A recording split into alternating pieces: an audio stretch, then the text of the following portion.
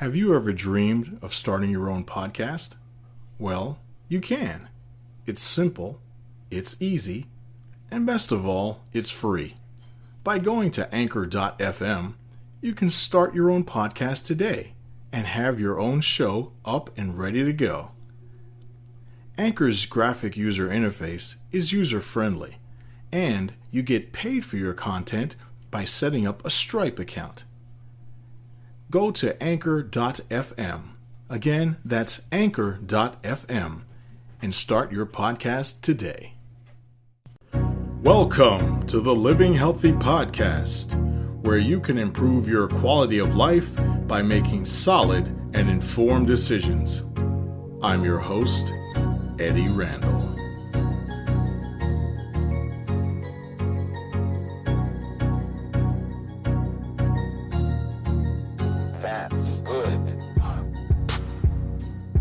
Thank you for tuning in to Season 2, Episode 14 of the Living Healthy Podcast.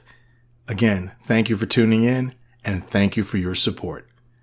Please feel free to check out the latest merchandise at the Living Healthy Podcast store. The link is in the description of the podcast. Tonight I'll be talking about our pets, in particular dogs and cats. Just like in human food and products, there can be carcinogens and questionable chemicals that are used also in pet foods and products. Since dogs and cats are the most popular pets, the podcast will be about them. Tonight I'll be discussing natural ways to care for our pets, which covers food, snacks, toys, preventative care, and care items. Tonight's podcast is entitled, How to Maintain Your Pet's Health Naturally and Give Them the Best Life. Our pets. We love our pets. Our pets are part of the family. Once we adopt a new pet, they get used to their environment that we provide for them. And after a while, they seem like they've always been a part of the family. Pets provide us with companionship, loyalty, protection, and love. After all, they need us just as much as we need them. After a while, our pets adopt to our personalities and we adopt to theirs. We soon fall in love with their quirks, their likes, their behaviors. Our pets' behaviors can be so unique and so funny that sometimes people describe pets as being humans trapped in an animal's body. Which leads me to the point of tonight's podcast. We make sure that we eat healthy, exercise more, watch our weight, and avoid products that contain chemicals that can possibly cause problems. Oftentimes, the way we treat ourselves and our family is often overlooked when it comes to our furry friends. If anything, we should pay a lot more attention when it comes to our pets in regard to their health, as the number one killer of dogs is cancer. We all know that there are preservatives and potentially harmful chemicals that are in food. The same holds true for our pets, as many pet foods contain potential carcinogens. And it's truly a huge rabbit hole to explore once you learn about healthy pet food and products and try to seek out the best options possible. Lifespan. To understand pets and how to care for them naturally and intelligently, we have to understand their lifespan as well as how they age. Dogs typically have shorter lives than cats, and depending on the breed of dog or cat that you may have, this can also determine their lifespan. Dogs on average live anywhere from 10 to 15 years. In rarer circumstances, some can live up to 19 years. Cats on average live anywhere between 12 to 18 years, and in rare instances can live just over 20 years. Dogs and cats can experience endocrine issues like diabetes as well as certain cancers and renal failure. However, cancer tends to be the number one cause of death. The thing is, our beloved pets cannot talk, and that's why we have to pay attention to their behavior. They cannot tell us when they're sick, and unfortunately, by the time we're able to catch on, most of the time it's usually too late. However, medicine is light years ahead of where it used to be, so as long as we continue to have regular vet visits and care for our pets the way we care for ourselves, they will have the longest and best life possible. When our furry family members are sick, their behavior can vary. Depending on your dog's personality, they may be a little more clingy than usual, or your dog may be very distant and uninterested in their favorite things to do. As far as cats, most cats tend to be less affectionate than dogs, but that's not always the case. So depending on your cat's normal behavior, you may be able to pick up on when they're feeling sick. That being said, cats would tend to replicate the same behavior as dogs when they're not feeling well. Pet food. Pet food is big business. In the United States, we produce almost 10 million tons a year, and the industry is valued at $77 billion. The most basic pet food contains basic carbs, fats, minerals, protein, vitamins, meat byproducts, and grains. Not all pet foods are created equal, and although the FDA regulates pet food in the US, just as with human food, there are some ingredients and preservatives that should be avoided. So what is in dog food? As we all know, the main ingredients are listed in the order from what makes up the most of the product down to the smallest amount of the product. Usually preservatives are listed toward the end, but that's not always the case. Sometimes preservatives are the fourth or fifth ingredient, and then there is a list of 20 or 30 other things that are in there. Foods like that should be avoided, as you're basically feeding your dog a preservative. The FDA states that ingredients are listed in the order of weight of each ingredient. When we look at dry dog food, some manufacturers will have the primary ingredient as corn and or chicken meal, beef meal, or bone meal. The first ingredient should be beef, chicken, or lamb, as this would be better than having just beef meal, chicken meal, or lamb meal alone. According to the AAFCO, which is the Association of American Feed Control Officials, they state that if chicken, beef, or lamb, or some kind of animal is listed as the main ingredient, then it must be real meat from that breed of animal. As an example, if beef is the main ingredient, that means it must contain beef muscle, beef tissue, beef flesh, and or beef skin, and shall not contain any bone. In comparison, beef meal, this is made after two things happen. One, all the usable popular meat cuts have been taken, and two, the remaining beef trimmings are used to make hot dogs. What's left is meat that's not fit for human consumption. This is literally the carcass, which is the skull, eyes, tongue, heart, hooves, bones, intestines, etc. If it's a chicken meal, then it would be chicken beaks, chicken heads, blood, undeveloped eggs, etc. This is why when you buy whole chicken, depending on the company, they sometimes have a label that says maybe missing the giblets, as they sell those parts, as it's expensive to dispose of the carcass or certain parts of the animal. Beef meal, chicken meal, or lamb meal is processed at high temperature, and the end result is a brown powder that is further processed into dog food. Other ingredients include fish meal. This is an essential source of omega-3 fatty acids for brain and eye health. It's made the same as any other meal product. It mostly consists of small bony fish, deformed fish, fish heads, fish eyes, bones, fins, and fish innards. What they do is they take these parts and pulverize them into a powder. Then it's added to the pet food. The problem stems from the preservative that is used to keep fish meal from becoming rancid. This preservative is called 6-ethoxy-1,2-dihydro-2,2,4-trimethylquinoline, also known as ethoxyquin. For years, this has been used as a preservative in the feed industry to prevent products from spoiling. The European Food and Safety Authority determined that this causes liver issues in animals, and then in 2017, the European Union banned its use for human and animal consumption. However, it's still used in the United States today. As a matter of fact, it's been used for the last 20 years. However, it has very limited use in human consumption in the U.S. It's used for feed for animals that we eat and is used for some fruits and spices. According to the EPA, it's fit for use on apples and pears as it prevents brown spots from forming on them. It's also used as a preservative It's also used to preserve the color in chili powder, paprika, and ground chili. On top of that, it's deemed fit for consumption for our four-legged family members. Pet parents have been voicing their concerns since the 1980s in regard to kidney issues, skin issues, elevated liver enzymes, and cancers that are linked to foods that have been using this preservative. Ethoxyquin was made by the Monsanto company back in the 1950s and was originally used as a pesticide. It was also used to treat rubber to prevent rubber from breaking down and tearing apart prematurely. At some point, it was tried out as a preservative for animal feed, and it's been used that way ever since. As I had mentioned earlier, this chemical is used to prevent fish meal from reacting with oxygen and going bad. It also helps to prevent instantaneous combustion, as the fish meal may be predisposed to this. This was a huge issue as international companies transported it to U.S. manufacturers.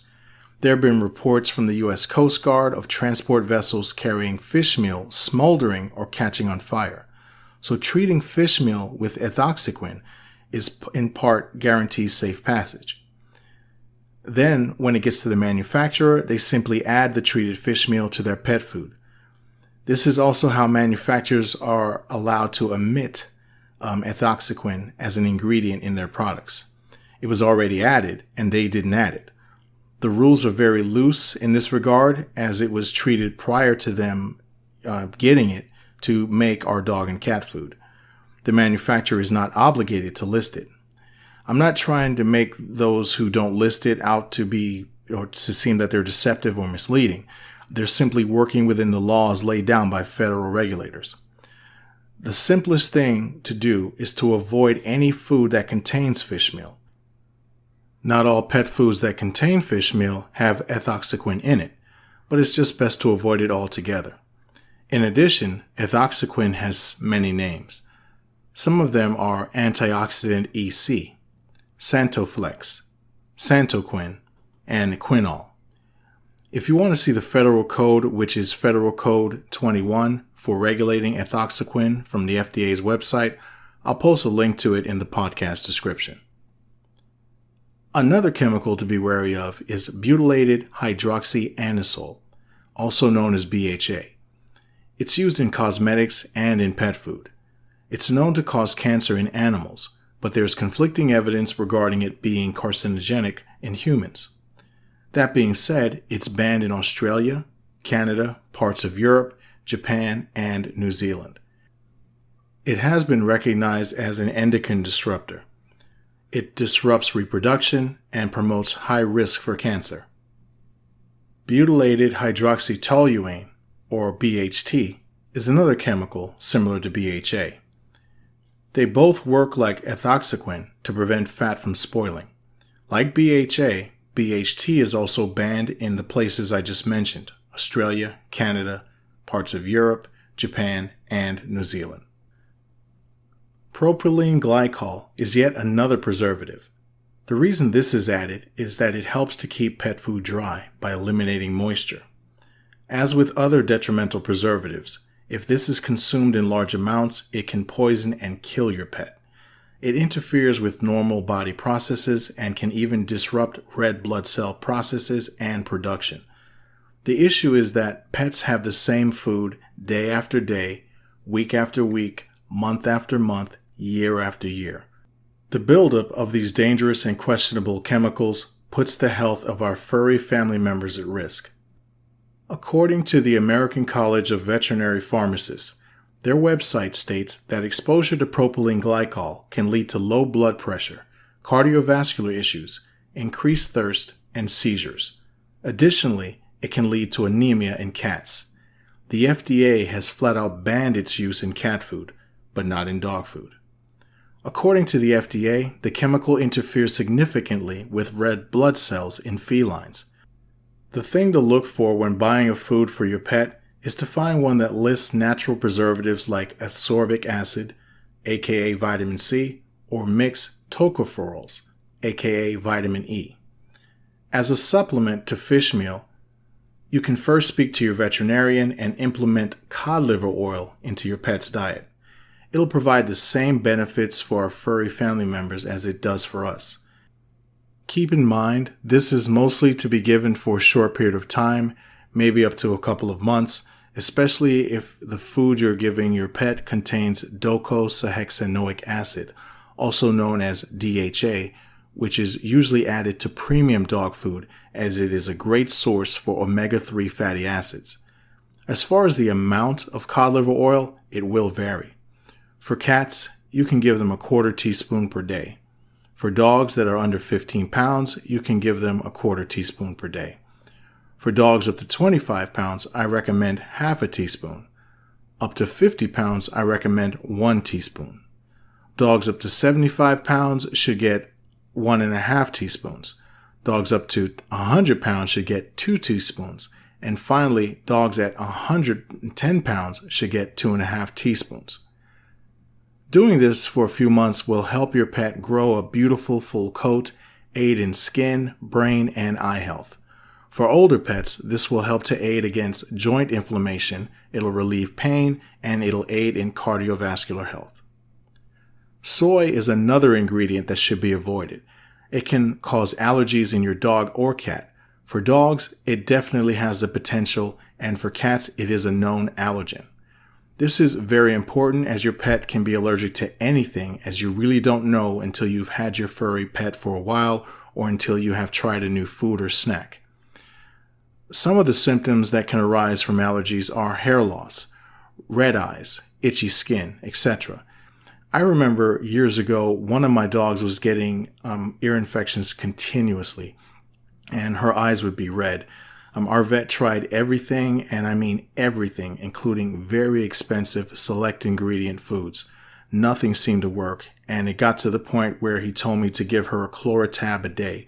I tried this for a while, but I was wary of giving her this daily over an extended period of time, so I eventually stopped. I even began cooking my dog's food with a crock pot and all fresh, organic ingredients. That was getting a bit expensive, and it was hard to balance the essential vitamins that my dogs needed. As far as the ear infections, they did eventually stop, and I tried a very expensive premium ingredient kibble, and it worked wonders. The ear infections stopped, so my dog had needed a break from traditional food. And in regard to soy, it can interfere with digestion, in addition to having the potential to become an endocrine disruptor. Soy can also be called or classified as lecithin.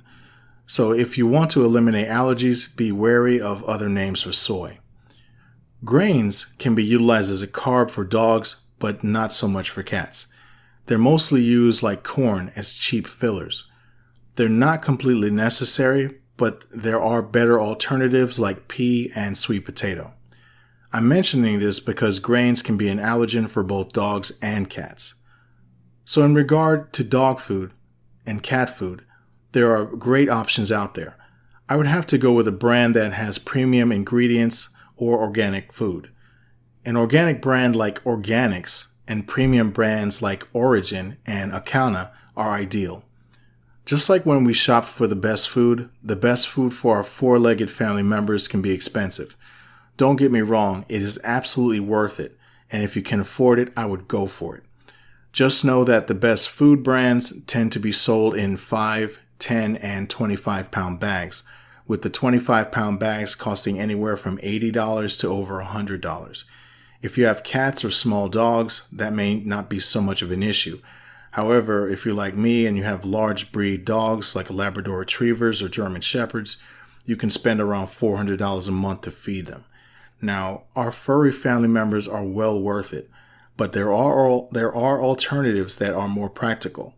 If you simply avoid pet foods with the aforementioned chemicals, everything should be fine. Key takeaways from this is that you should buy a food that best accommodates your pet and you. You should give them the best food that contains the cleanest and most natural ingredients. This food should also be something that your pet is not allergic to.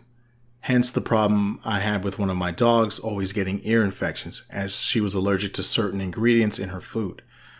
It took a lot of trial and error to get a food that she could handle. Additionally, it should be, in regard to the food, it should be something that you can afford. Now, if you feel compelled, you can give organic food every now and again. If you want to feed your pet organic food every other bag of conventional, clean ingredient food, you can also do that. You know your pet, and some say to gradually mix in the food as to not upset your pet's digestive system in between, changing the foods. Then again, some pets have no issue and can switch from one food to the other with no problem. The majority of people, I feel, will take the following recommendation that I follow. I feed my pets a very good dog food brand that is pricey, but it's well worth it. It's not organic, but it's the best food possible and with the least amount of questionable ingredients. But on the organic side, I do give my dogs organic carrots, organic yogurt, organic cheese, organic sweet potatoes, organic blueberries, organic broccoli, organic cranberries, and all of this is in addition to store-bought organic dog snacks and treats. I'm going to briefly touch on water, as this is a topic often brought up in regard to pets. Also, on most pet foods, there's a label to remind you to provide lots of clean, fresh water for your pet.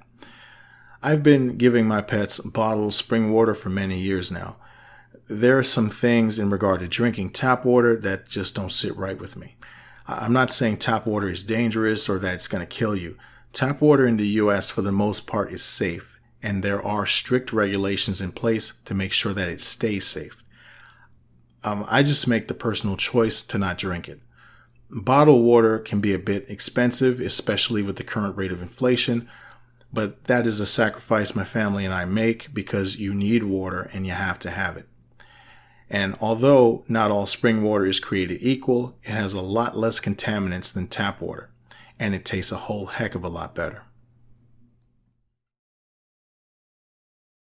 I wanted to take a moment to say thank you for supporting the podcast. The Living Healthy podcast is listed on many platforms, including Anchor, Amazon Music, iHeartRadio, Google Podcasts, Spotify, Bullhorn, and many others. You can follow me on Twitter, Instagram, and Pinterest. And don't forget to check out the Living Healthy podcast channel on YouTube. Also, if you have any questions or would like me to discuss a particular topic, or you'd like to be a guest on the show, please contact me at livinghealthy@gmail.com.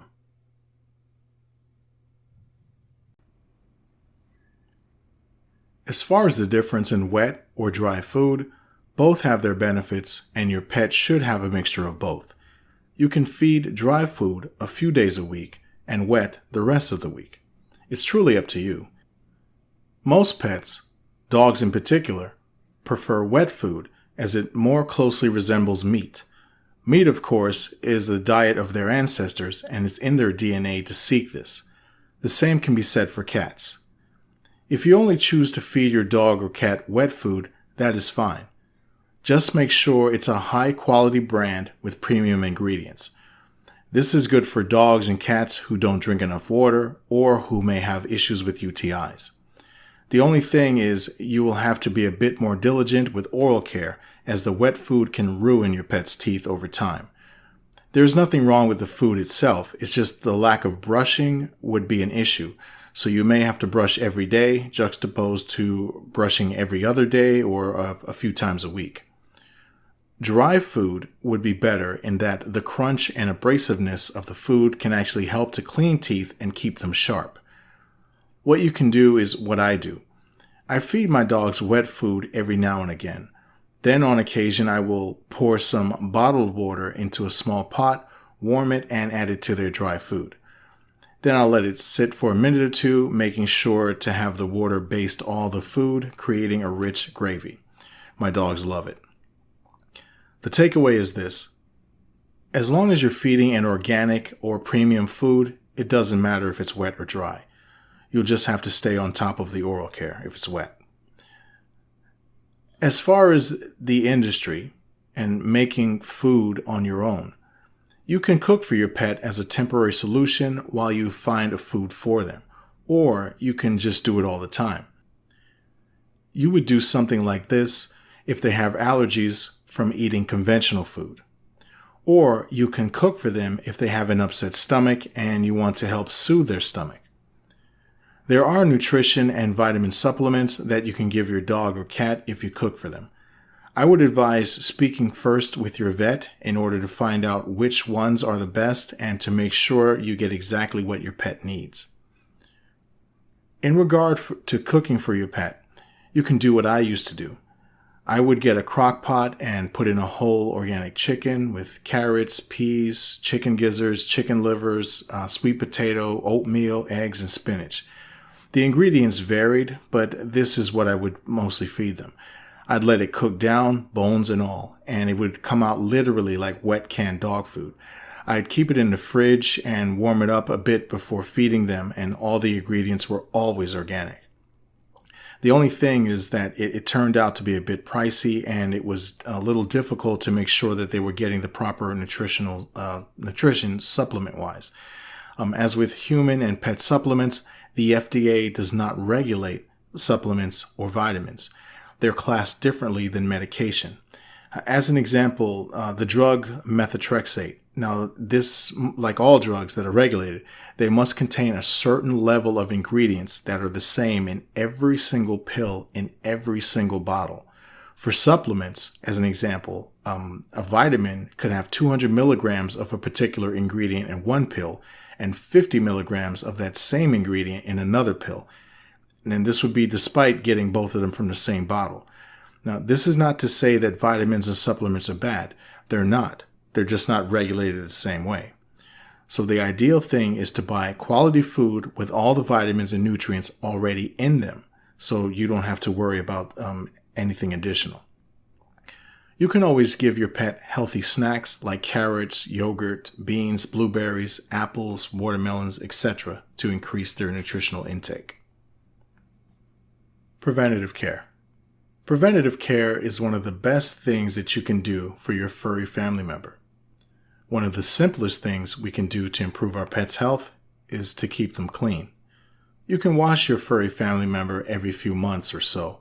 However, say for instance that your dog is very active outside, you may want to wash them once every 2 weeks or as needed, especially if they spend time on the furniture. Just make sure you get a quality conditioner, as you want to replace the oils that are stripped away when washing in order to help to create a full and healthy coat and skin. There are shampoos and conditioners out there that should be avoided. Try to find ones without certain ingredients like parabens, phthalates, sodium lauryl sulfate, sodium lauryl sulfate, ethylene diamine tetraacetic acid, and fragrance. The term fragrance can contain up to 400 or so ingredients. Try to find an organic shampoo and conditioner that uses organic or natural ingredients such as tea tree oil, rosemary extract, coconut oil, and orange oil. There are even formulas online to make your own dog shampoo. You may want to research those a bit and then talk to your vet before trying this. One thing that some cats and dogs get every now and again are fleas. They can be very troublesome, very problematic, and difficult to get rid of. Fleas are problematic in that they replicate like crazy, as one female flea can lay 50 eggs a day. I remember when using flea protection before I knew what I know now. My oldest dog used to run around after applying it down her back, and I had to stop and wipe it off, and then I realized it was burning her.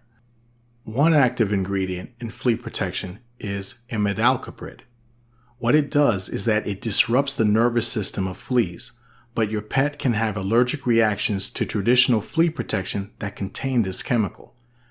Pets can experience tearing, lethargy, vomiting, diarrhea, and sometimes seizures.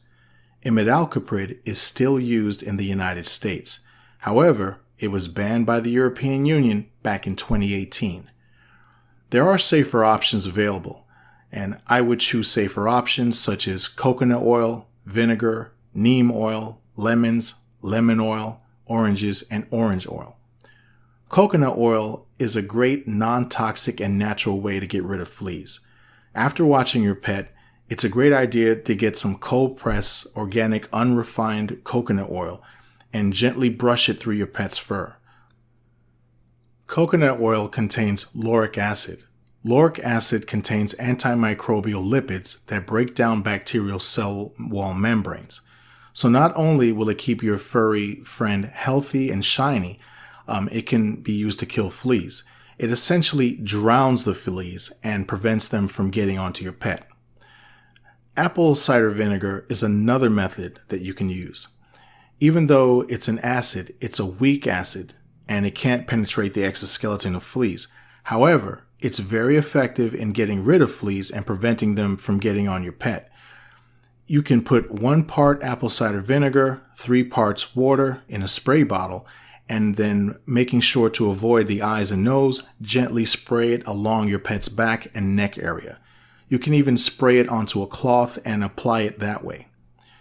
How it works is that fleas do not like the taste nor the smell of apple cider vinegar, so it just makes your pet's body an unfavorable environment.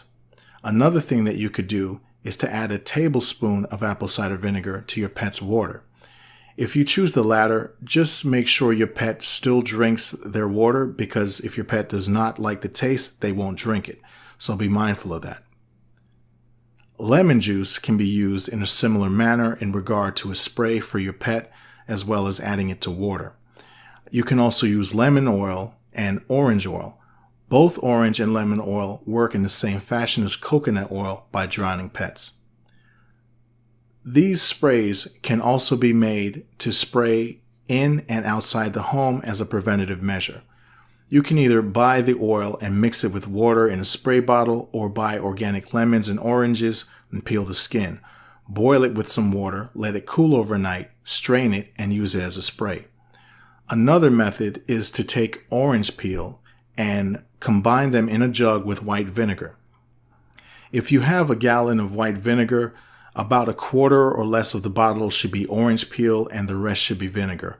Let it sit for a week, and you can use this in and outside your home to cut down not only on fleas, but termites, ants, and any other pesky insects. Another method is by using either baking soda or salt. Now, baking soda or salt work by drying out the flea and flea eggs. Simply sprinkle them around the house, along corners, and at the baseboards where fleas love to live. Let it sit for an hour or so, and then vacuum the rug or sweep the floor. As a preventative measure, you can do this every 6 months or so, or if you currently have fleas in their home, you may have to do this for a few days in a row. This all depends on the level of fleas that you currently have in your home. Toothbrushing. Brushing our pet's teeth prevents gum disease, cavities, bad breath, and nerve pain. It's vital to brush your pet's teeth. Granted, in a busy life with family, career, and responsibility, it may be easy to overlook doing this. However, you love your pet and you do all you can for your pet, so brushing their teeth is another responsibility that must be done in order to give your pet the best life possible. I would advise brushing at least 5 times a week, no less than 3 times. If your dog eats wet food normally, I would advise brushing 5 times a week. As I mentioned earlier, wet food can be hard on the teeth. It's important to try to get an organic toothpaste or natural toothpaste with the least amount of chemicals. Your furry family member can't rinse out their mouth, so they're essentially swallowing the toothpaste during brushing. Now, on top of this, your vet will more than likely recommend that you have your pet's teeth cleaned at least once a year, especially if they offer this service. Normally, I'm on board with proven science and methods and the advice from doctors and veterinarians. However, in regard to having the vet clean your pet's teeth, I'm not really on board with doing that, only if the dog or cat has dental disease and it's absolutely necessary. This is because anesthesia is nothing to play with. If your pet needs a surgery to save their life, then yes, because that is necessary. If you stay on top of the dental care 3 to 5 times a week, they should be fine. Now, there are so many heartbreaking stories where a furry family member dies after being brought in for routine dental cleaning. They end up having a reaction to the anesthesia, and it's just a horrific thing that can happen to a family. On the American Veterinarian Medical Association website, there's an article published on November of 2020 by Katie Burns. The article is entitled, "There Are Only Safe Anesthetists. Veterinarians, veterinary technicians discuss how to improve safety in anesthesia of cats and dogs." She states that Dr. DeCahuna, professor of anesthesiology at Midwestern College, states that the risk of death in dogs is 1 out of every 2,000. And for cats, the risk of death is 1 out of every 900. Keep in mind, there are many factors involved, such as your pet's health, the breed, and weight, and 2 of my dogs had to have surgery on 2 separate occasions. My oldest dog, when she was 8, had to undergo emergency surgery. The doctor told me that he could not promise anything, but he would do the best that he could. My family and I took both dogs in to drop her off, and when we got home, my other dog started howling, and she had never done that before. We were worried that she may know something that we don't know, or that, something is wrong. But, it was because she was thinking that we all left together. Why did she not come back with us? Thank God my dog had pulled through and we got the call. The surgery was a success. We took her in for her post-ops and follow-ups, and she lived for 7 more years. She died on December 23rd of last year at 7:40 in the morning. My other dog, she had to undergo surgery of February of this year to remove tumors. She's 13 years old, and thank God she pulled through. I didn't mean to get off topic. It's just that, I just had remembered these things because of the anesthesia and just researching and seeing the different things that can potentially go wrong. Because anesthesia is no joke. And you should know what's involved and what to expect, as well as what safety measures are in place.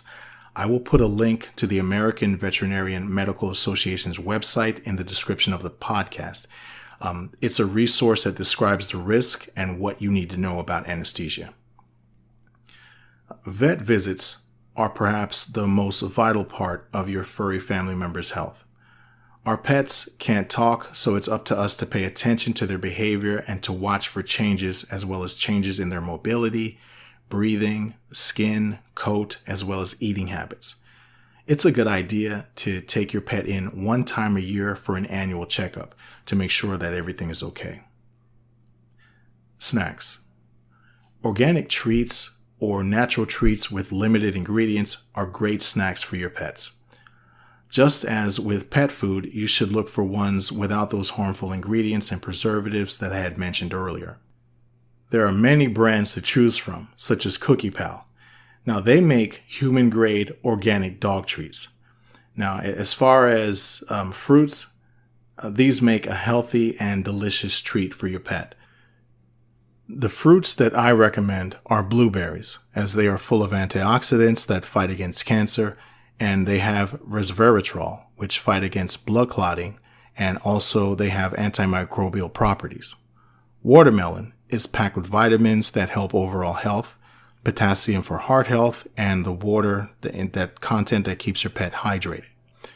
Pineapple is another key fruit with lots of benefits. Pineapple is packed with vitamin C, which is great for the immune system, and manganese, which is great for bone health. Apples are also good. You can cut them into small cubes to prevent your dog from choking on them and make sure that they don't get any seeds. Although it is a small amount, apple seeds do contain cyanide. Apples are a great source of vitamin A, which is good for the eyes, and vitamin C for immunity. Apples also contain phenols. Now, they are aromatic organic compounds, and apples contain 5 groups of them. Now, these compounds promote gut health, they reduce inflammation, and they support liver health. Just be mindful of the amount of snacks that you give your pets. As an example, some fruits, although beneficial, can cause your furry family member to have an upset stomach and can even cause diarrhea. In addition, some fruits have a good amount of sugar in them, and too much can lead to weight gain and can eventually lead to diabetes. Now, there are cases where people that they try to eat healthy and they eat so much fruit that they end up becoming diabetic. And as I had discussed in another podcast, glucose or sugar itself does not cause diabetes. It is the weight gain from sugar and the continuous eating that puts a strain on the pancreas, which can lead to diabetes. Moving on to vegetables. Now, my suggestions for vegetables include sweet potato, pumpkin, carrots, eggplant, as these all make great healthy snacks. The sweet potatoes contain a lot of vitamin A. As mentioned, that's great for the eyes. The skin of sweet potato, which many do not eat, this contains a lot of potassium, and it's great for regulating blood pressure. And pumpkin is a good source of vitamin B12. This is essential in red blood cell production and DNA production. It's also a good source of vitamin E, which is great for brain health, skin health, coat health, and it plays an important role in helping the cells in the body to communicate with one another. Carrots are without question a snack that most dogs love, mine in particular. We all know that they're great for eye health, but they're also a great source of fiber, which can help to maintain a healthy weight. Carrots also are full of carotenoids like beta-carotene and alpha-carotene. These are the red, yellow, and orange colors that make up the color of the carrot, and these compounds can aid in cancer prevention. Eggplant is another great treat that your pet may love. They are filled with calcium and potassium, which aid in bone and cardiovascular health. They contain phosphorus, which is vital for muscle contraction, proper kidney function, and nerve signaling. They're also an abundant source of phenols. Phenols have been proven to fight inflammation, they can fight cancer cell growth, and they may even hamper tumor cells from forming. Toys. We all love to see our fur babies enjoy themselves and play with their favorite toys. But unfortunately, not all pet toys are created equal. Many are made with toxic chemicals. The sad thing is that, aside from the basic standards of practice, pet toys are not regulated in the United States. And before I point the finger at us and give a thumbs up to the European Union does not regulate pet toys either. Dog toys in particular can often have BPA, cadmium, bromine, and lead. Now, there's a very good article by Colin Rigley on the Preventative Vet website called How to Find Non-Toxic Dog Toys and Tell if a Toy is Safe. I was so impressed with his article that I'm posting a link to it in the description of my podcast. I don't know who this person is, but I always give credit where credit is due, and there is a great deal of information that pet owners can benefit from.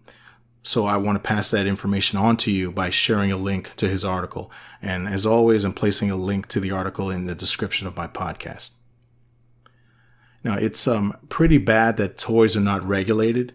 And I'll be honest and say that I did not know this until I started to sit down and create content for this podcast. Everyone knows that children's toys are highly regulated because our children play with these toys and they put them in their mouths and they can spend hours a week playing with them. They used to contain high levels of lead and other toxins, and all that changed when the U.S. stepped up and they tightened regulation, as a majority of these toys were made in other countries and imported to the U.S. So when it comes to pets, which we consider family, it's like hitting a brick wall when you try to give them the best life, the best food, the best health care, to turn around and provide them with a toy that you think, that they're going to love and enjoy, and then to realize it can contain potential carcinogens and toxins. And I'm not saying this to make anyone look bad or point the finger at other countries or anything.